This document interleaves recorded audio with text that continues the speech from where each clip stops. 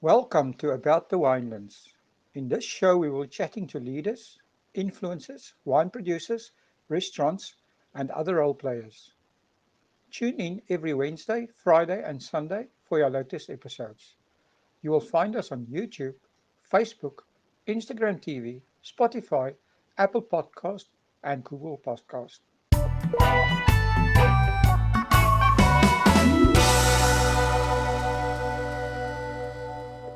Good day, everyone. Today I'm speaking to Thornton Pillay. He is the winemaker at Highgate Wines, and welcome to About the Winelands, Thornton. Thank you so much for having me, Will. It's my pleasure. Tell us a little bit, how did you get involved in the wine industry, and how long have you been a winemaker?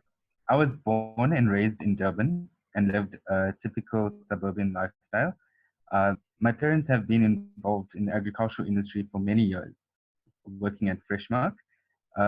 With regular farm visits with my dad, this inspired me to pursue a career in agriculture. I then attended high school at Western Agricultural College in Moy River, where I was able to experience various agricultural practices such as livestock, dairy, and poultry until I matriculated in 2009. During my matric year, I was introduced to viticulture and oenology via a seminar which was conducted by the Department of Forestry and Fisheries, known as DAF.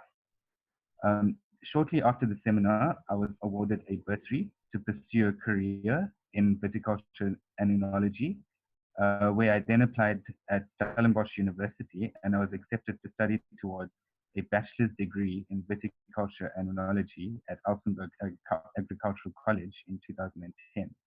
This was a 3-year course, and upon graduating in 2012, I then applied to be part of the Cape Winemakers Guild Protege program. Here in 2013, I was one of 3 graduates selected to join a 3-year mentorship program, which was sponsored by Nedbank. During my first year of internship, I was placed under the watchful eye of Louis Stradom at Ernie Wine. During my second year of internship in 2014, I chose to be at Groot Constantia and was mentored by Bula Gerber. It was during this year that I was given the opportunity to produce my own style of wine. I had created a naturally sweet wooded muscadel. It's a sweet style similar to that of the Grand Constant. I was also given the opportunity during my second year of internship to be a part of an international harvest. The CWG program had sent me over to Burgundy, which is in France, and here I was exposed to premium quality Chardonnay and Pinot Noir at Comte Armand in Pommard. In 2015, I was then headhunted by KWV to be the assistant winemaker for the Mentos range and white wine. And after a year's worth of experience and knowledge gained, I then moved back to KZN and found that Highgate Wine Estate was looking for a winemaker. I then contacted the owner, Mr. Rudy Kassier, and my journey of growing vines and producing wines in KZN had begun. Oh, that sounds awesome. I mean, how are you enjoying it there in being back in KZN? It must be it's quite a change from Stellenbosch, right? It's quite opposite. In terms of winemaking, it's the opposite to the rest of the world. However, it's quite nice to also be close to my family. Yeah, I can believe that. So, could you share us a little bit of the history of Highgate Estate and how did they start making wine there in KZN? Okay, so I relocated back to KZN at the end of 2015, and on arrival, I came across a message on a mutual winemaker group that there was a wine farm in KZN in need of a winemaker. I then made contact with the owner, Mr. Rudy Kassier, and I was then appointed as winemaker in 2016. Um, Initially, Highgate Wine Estate was purchased by Mr. Kassier in 1996. At that time, it was a vegetable farm producing lettuce and carrots, to name a few, under hydroponics. From here, Mr. Kassier had then opened up a farm stall in which he sold fresh veggies daily to the public. By 2002, he had then opened the coffee shop at Piggly Wiggly.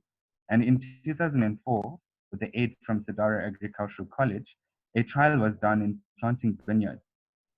Here it started off just under a hectare of 25 different varietals, with major plantings being Cabernet Sauvignon, Pinotage, Shiraz, and Chardonnay, as well as Merlot. In 2010, Highgate Wine Estate was the first to have certified a Chardonnay from KZN origin. And between 2010 and 2016, the owner produced wine as a hobby. However, when I joined the Highgate Wine Estate in 2016 as the winemaker, the winemaking had now become professional, and the brand of Highgate Wine Estate was established.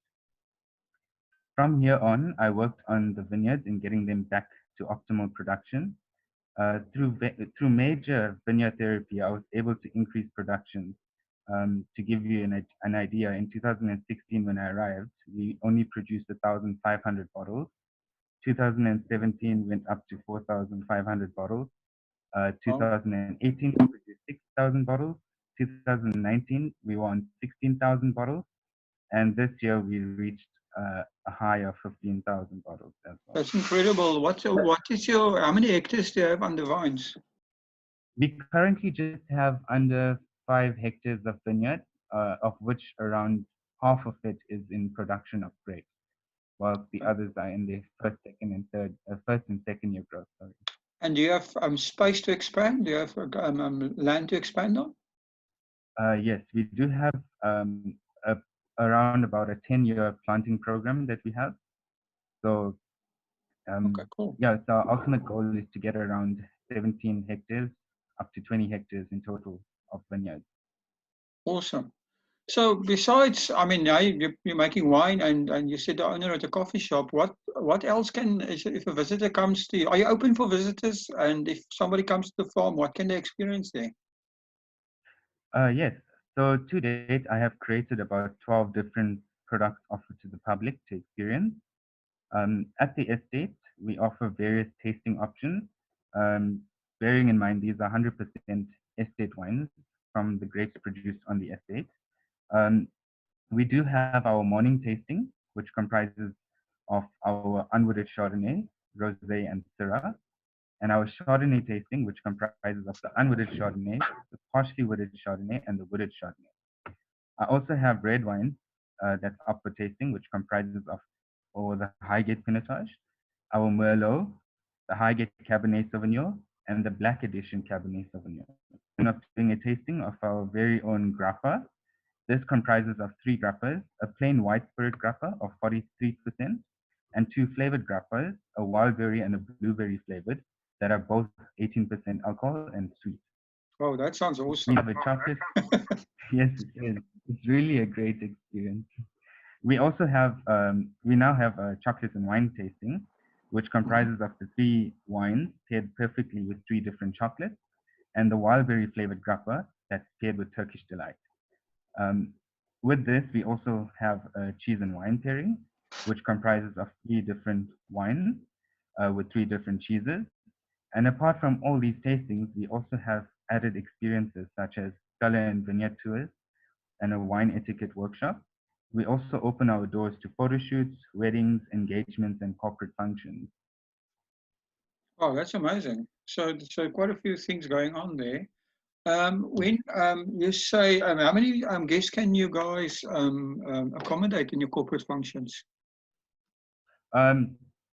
We currently can go up to, I think it's around 80 guests, if I'm not mistaken. But if it's bigger, then we can make use of the external areas that we have. Just a quick interruption, but I do need to remind you that we are currently in a very difficult time. The South African government has set up a fund where businesses and individuals can donate to support their country through this crisis. Go to the website now and add your small donation. www.solidarityfund.co.za. Please join us all in the fight against COVID-19. That is at www.solidarityfund.co.za. Now, let's get on with the show. Can you stay over on the farm? Is there accommodation?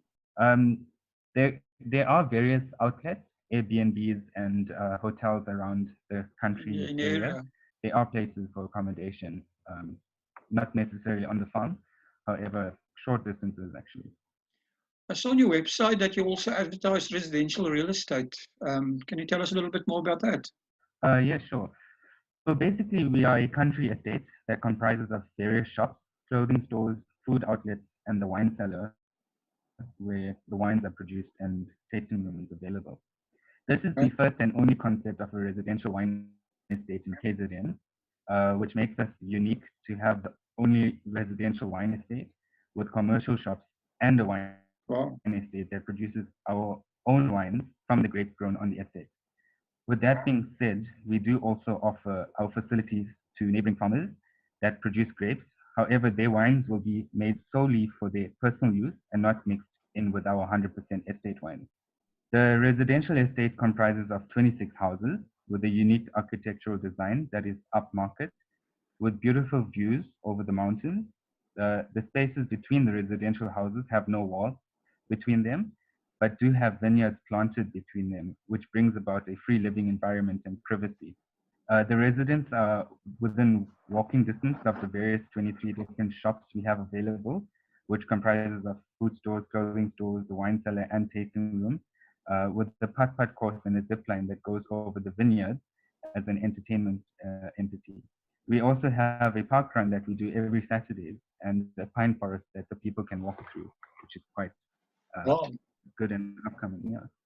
Well, that sounds awesome. So tell us, I mean, back to the important stuff, the wines. Can you tell us a bit more about the wines you're producing and also um, your, your winemaking philosophy? Sure thing. To date, I'm producing 100% estate wines at Highgate Wine Estate with the wine of origin, Kwa-Zulu Natal. All grapes are grown and produced by myself on the estate from berry to bottle. I'm currently producing single variety wines, um, and I have blended two blends, which will be released during this year, hopefully after the lockdown. In terms of my winemaking philosophy, I believe that above all other requirements, a true passion and drive for winemaking is the foundation of producing a premium wine. With these attributes, you are able to overcome challenges and discover your true capabilities. If you love what you do, it shows. This positive energy spreads to others and motivates people to give off their best efforts. Positive thinking, willingness to learn, good communication, and understanding one's strengths and weaknesses also allows us to work effectively in a team, as every person involved in the wine industry makes an invaluable contribution. Well, that sounds fantastic. I mean, so your wines, where are they sold? Are you exporting any of them, or they're all sold locally? What's the situation? Um, we are currently selling our wines locally. We are currently producing around 16,000 bottles, more or less, per annum, which is suitable for our local market.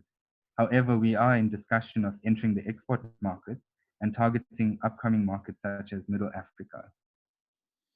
It's awesome. I think a lot. It seems a lot of people are targeting the African market because there seems to be a price premium in Africa. Do you find that to be true? Um, I agree. It is a market that is untouched, where like the demand is high but the supply is low. So I think if we can tap into that, we can really, set the boundaries and continue to export our wines to those areas. Yeah. So, okay, well, the other thing that's happened lately is we are all under lockdown. I think. I just wanted to ask you: Are you currently you're on the farm and still working, right? Yes, I do go in. Well, currently I'm on lockdown, but I do go in to do my necessary checks on the Okay. vineyards and the wines actually. Mm. So, what about any new ideas during this lockdown? Have you thought about online sales or anything similar?